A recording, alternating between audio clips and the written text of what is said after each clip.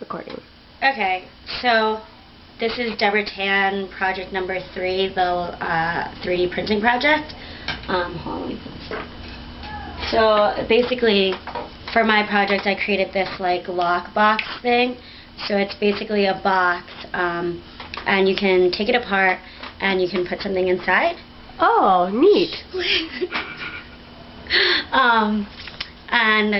But the thing is, I wanted it to have a locking mechanism that was kind of special.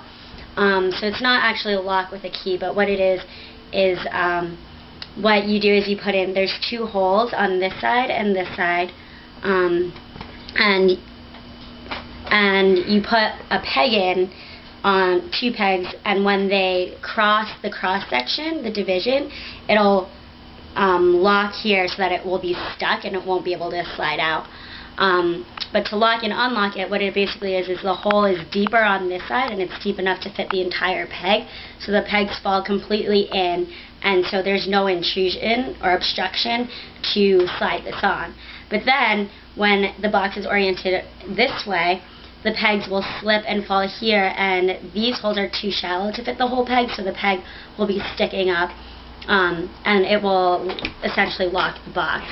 I made the pegs out of the acrylic, but I don't even know if you can see them. They're pretty small. That's okay, you don't have to zoom in. But basically the problem with them was that when I put them in, they didn't slip well enough. They kind of had a lot of friction, and the material was too light to actually get it to orient in the way I wanted. But to demonstrate that the locking mechanism would have worked, I cut out pieces of wire.